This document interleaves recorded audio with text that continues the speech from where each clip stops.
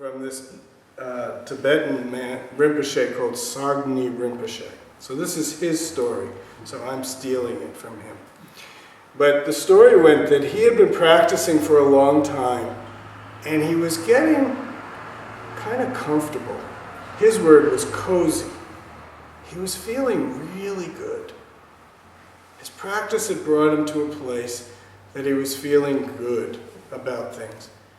But he started to recognize that he was feeling good, but he was not taking the bodhisattva vow of helping others very seriously.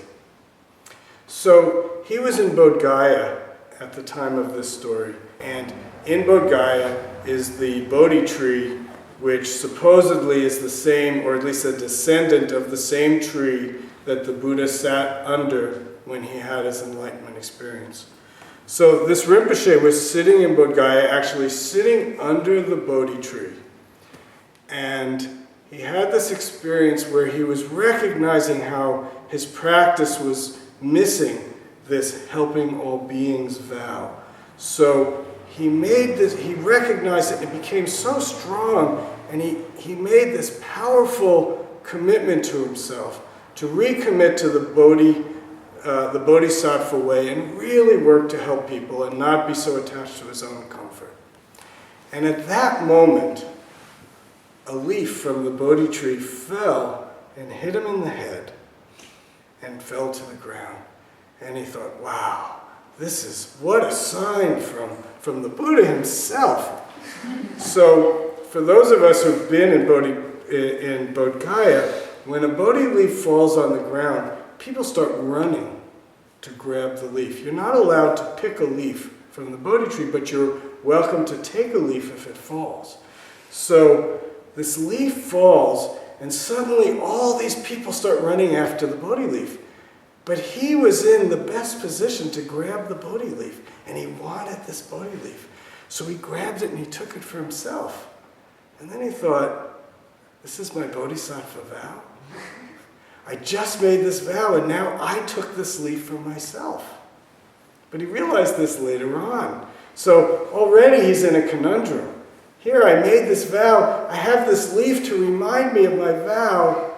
And look what I did. I grabbed it so I could have it instead of these other people having it. Already I broke my vow. So then he's stuck with this leaf. Well, now what am I going to do with this leaf? So he decided to use this leaf to remind him how easy it is for greed to appear. How easy it is, even in the best of all commitments to help others, how easy our greed could get in the way. And really we just say, forget everybody else, I want it for me. So there's a lot of different points you can make from this story.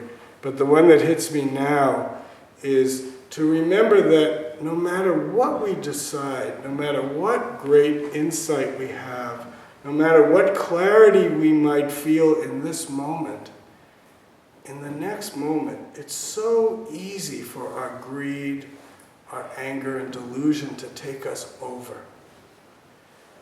Zen Master Bon Soeng used to say, enlightenment is easy to get, hard to keep.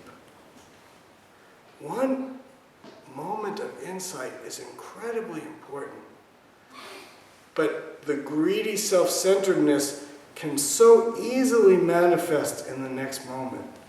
That's why we say our practice is never finished. We can't rest on any success, because in the next moment, our greedy self-centeredness is quite likely to rise.